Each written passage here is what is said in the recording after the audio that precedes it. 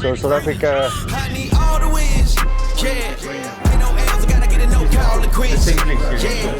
so really looking forward to it.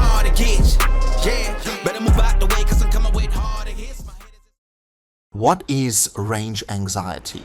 Range anxiety is something perceived for non-EV drivers for the ability of an EV to reach its destination.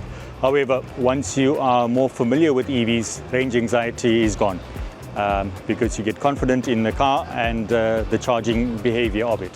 Which weather conditions do you find most challenging, and how do the DVs perform during these conditions? So from a vehicle side, no challenges with an EV. Once you understand how it operates and familiar with its driving, in terms of utilizing regenerative braking for recovery of energy, then it's just a case of the anxiety with charging.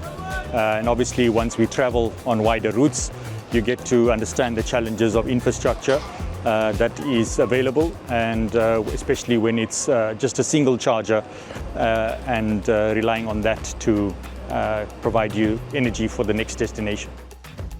What features of the EV have you found most useful during the tour? So on this tour, it's been great to drive the EVs through South Africa's terrain. You have the ability with EVs to recover energy as you go down the hills and use that as well. The EVs have been silent. It's really a pleasure driving through the scenery and enjoying that as well.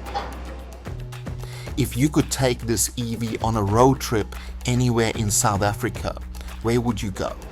I think this road trip has been great. We've been really covering, we're en route to cover 5 provinces, and certainly that's covered the key landscapes in South Africa. So tomorrow we'll be going through the Garden Route, which will be one of the most pleasurable drives in the country, and also going through Swartberg Pass, which will be quite exciting.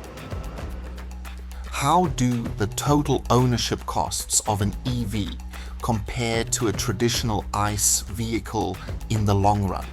On the total cost of ownership with electric vehicles, that is the real value add.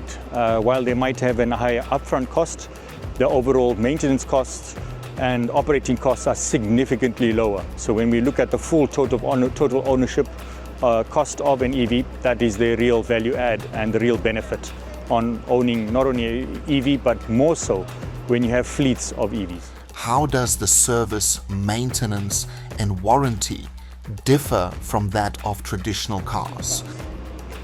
So on warranties for EVs, there's no major difference between your normal conventional cars.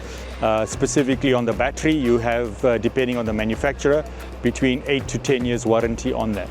However, the key thing to note that from a maintenance on an EV, it's very minimal compared to a petrol or diesel car.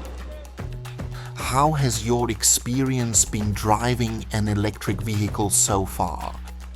So from a vehicle side, the experience has been really great. You really get to enjoy the car.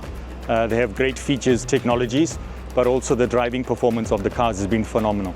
What has surprised you about performance during the EV road trip? On the performance side of EVs, you've got a low center of gravity with the batteries being on the floor, and that gives a really great driving experience, but also the ability of having instantaneous torque to really use the car when you need it on the long road. What are your biggest learnings and surprises? The learnings on this trip has just been about the infrastructure in the country, its readiness and reliability on that. We've obviously put the test of time and utilizing that and seeing what is the challenges and also then the opportunities that lie ahead.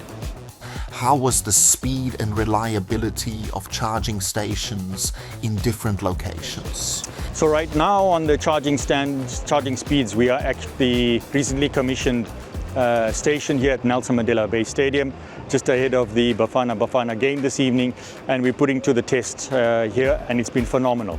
Really great to see this project by AIDC Eastern Cape and also Rubicon that have installed and operating the charger. So here, as soon as we plugged in, we got to see well over 150 kilowatts operating on our VW ID4, also proudly Eastern Cape. So it's great to experience this and put it to the test.